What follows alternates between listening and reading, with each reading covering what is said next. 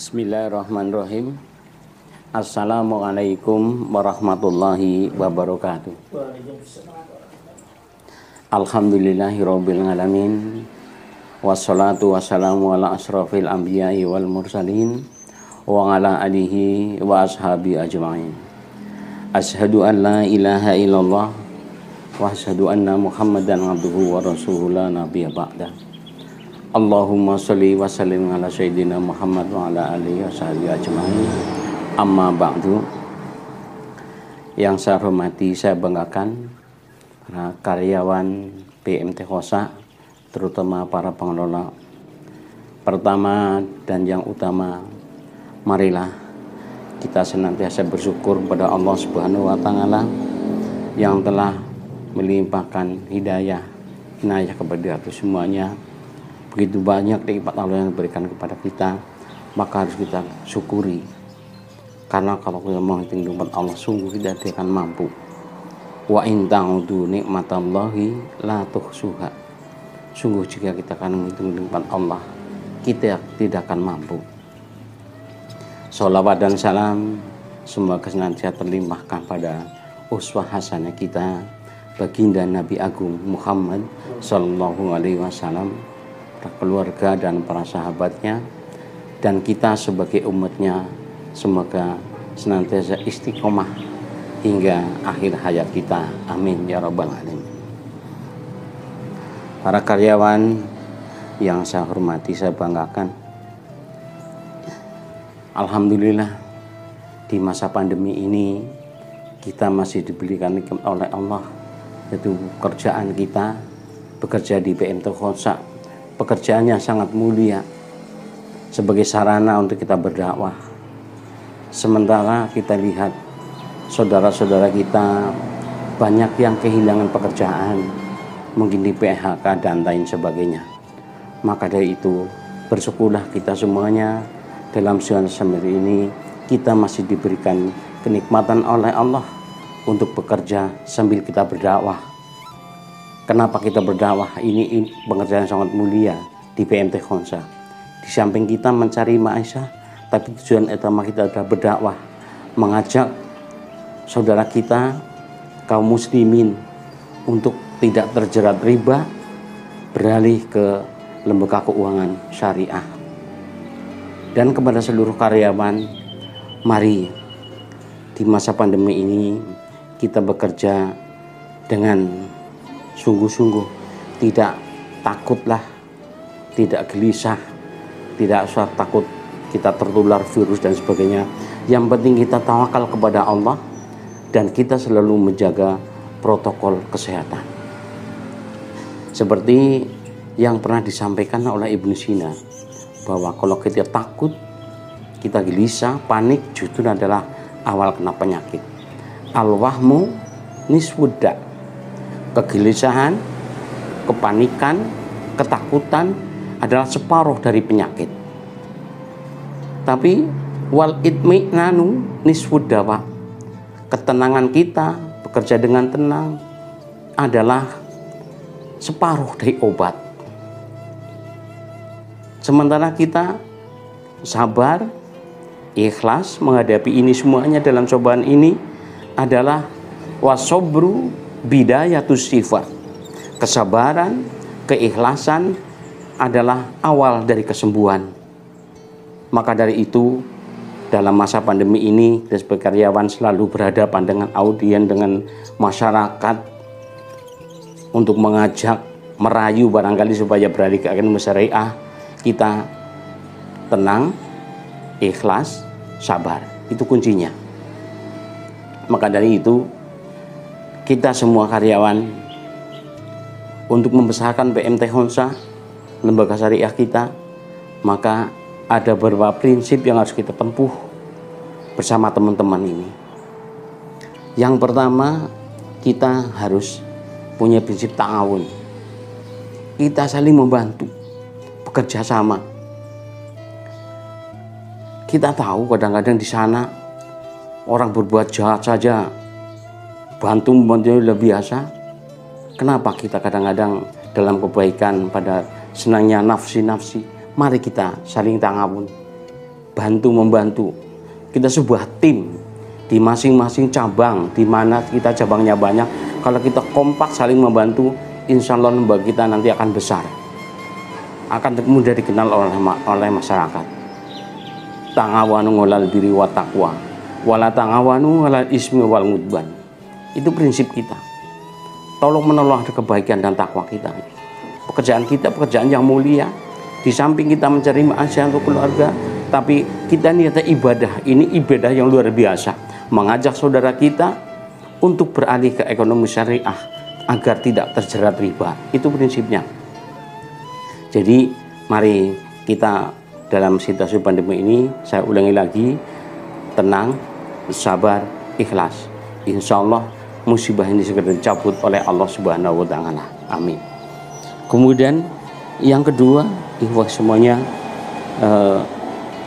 dalam bekerja kita hendaknya menggunakan prinsip ihsan, bekerja secara profesional. Mari sekuat kemampuan kita. Yang belum bisa kita belajar, yang bisa memberikan contoh, membantu yang tidak bisa, sehingga kalau kita saling kerjasama, bekerja dengan ihsan secara profesional, insya Allah lembaga kita akan semakin maju. Yang baik mari, kenapa yang baik kita tidak bekerja sama?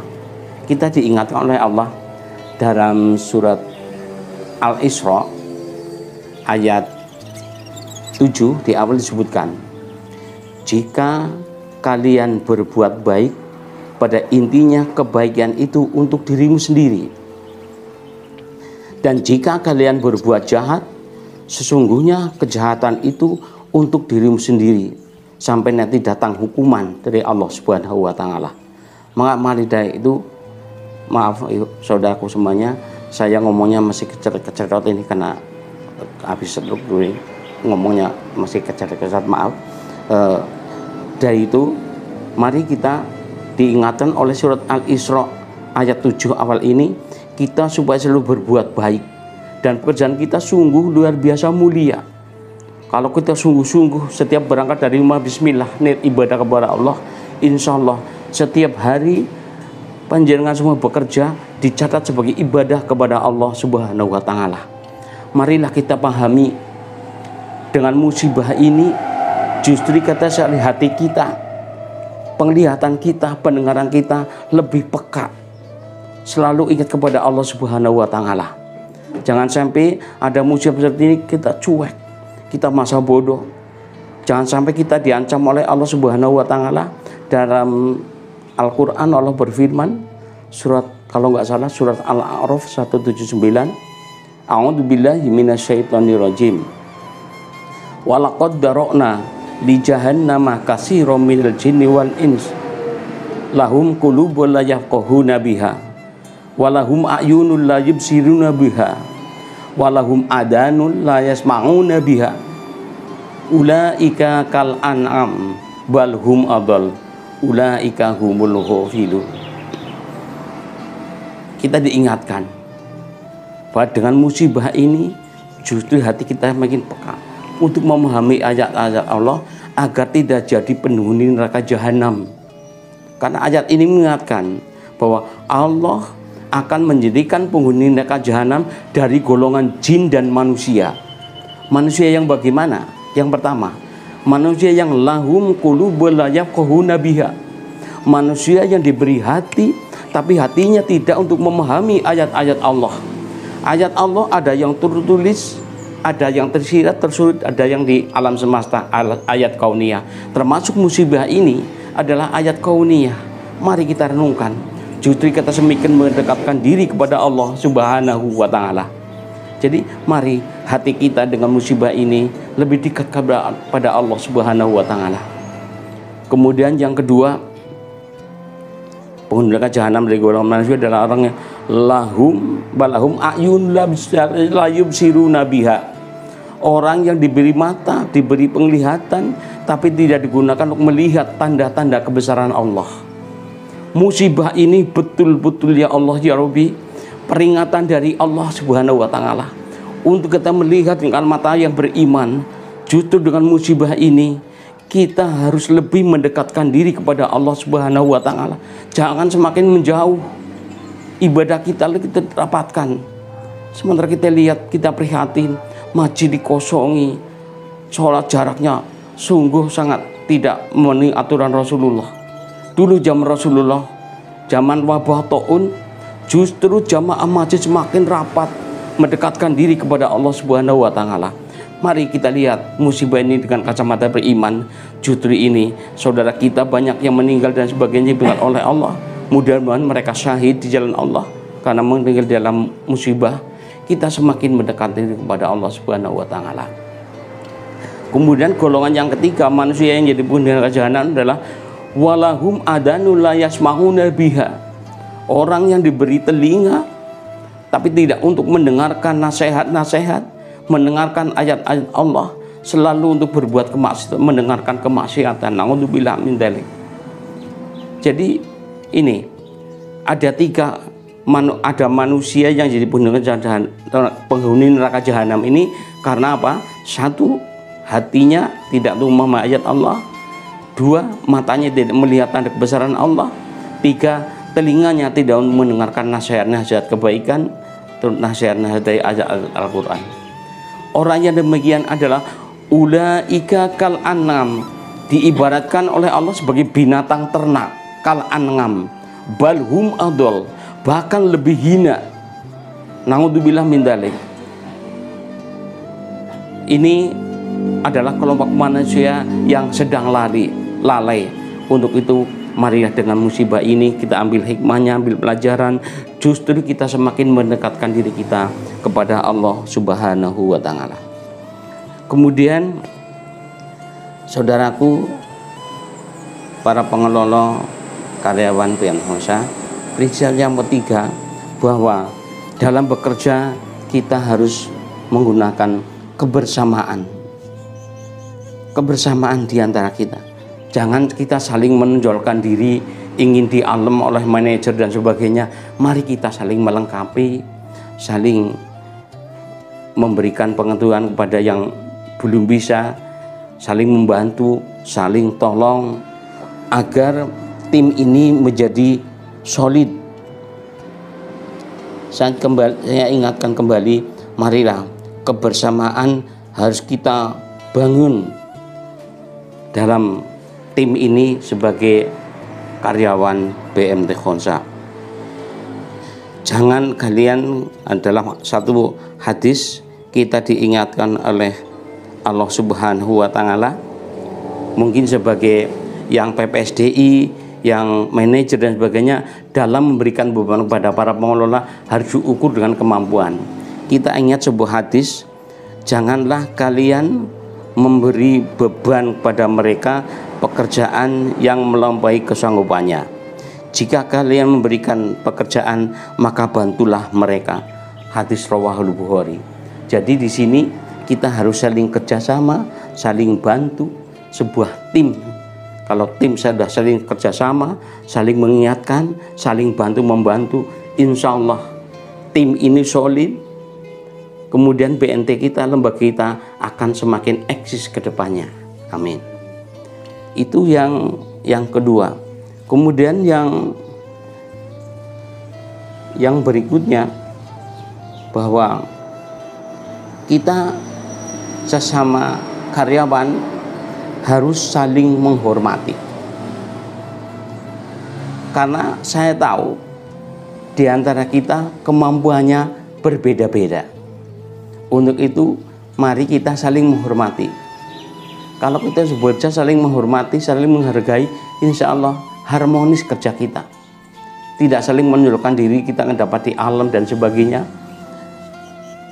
Dalam sebuah hadis juga disebutkan, yang artinya hadis rawahul Muslim, cukuplah kejahatan seseorang merendahkan saudara sesama muslim. Saudaraku, merendahkan teman kita yang nggak bisa itu sebuah kejahatan. Apalagi kejahatan yang lain. Merendahkan teman saja sudah kejahatan. Cukuplah merendahkan itu sebagai kejahatan, jangan kita lakukan.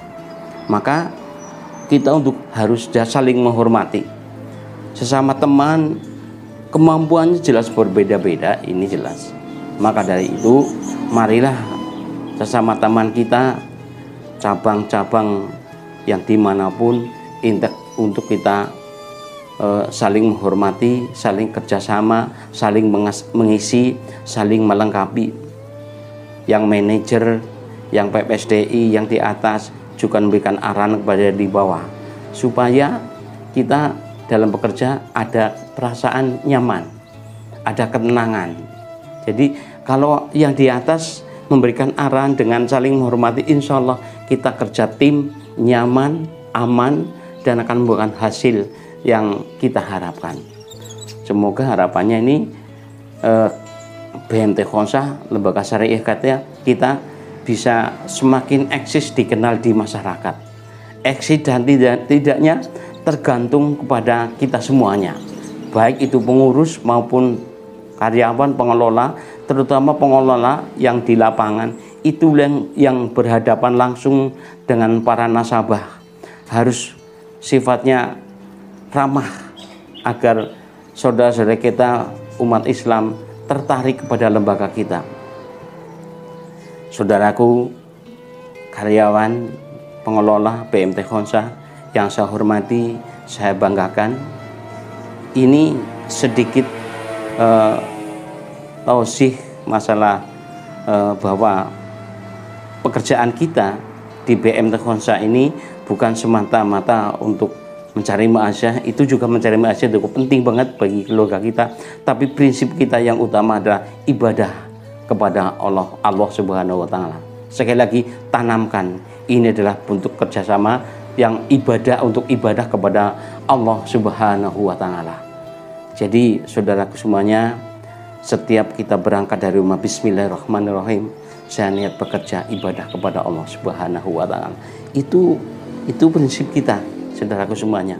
Maka dari itu, sekali lagi, dalam masa pandemi ini kita dituntut, walaupun dalam suasana mungkin hati kita masih setiap berangkat mau ketemu sama orang begini-begini, tawakallah kepada Allah. Bismillah, insyaallah. Kalau Allah menghendaki tidak, begitu saja. Jadi untuk kita ini, mari untuk bekerja dengan sungguh-sungguh, bekerja dengan profesional, bekerja dengan tanggung jawab, semuanya kita sandarkan kepada Allah Subhanahu wa Ta'ala. Barangkali saudaraku semuanya, para pengelola, ini saja yang dapat saya sampaikan. Sekali lagi, saya mohon maaf sekali, saya ngomongnya belum bisa lancar karena sering keceletot, karena ini lidahnya masih sembuhnya belum total kena gejala stroke. Jadi mohon maaf sekali, afwan sekali, saya ngomong ini masih mandan nuk pada teman-teman pengelola. Sekali lagi saya minta titip, bekerjalah dengan sungguh-sungguh, bekerjalah dengan profesional, saling bantu, saling tolong, saling mengingatkan agar BNT kita semakin eksis, semakin jaya, senantiasa semakin maju.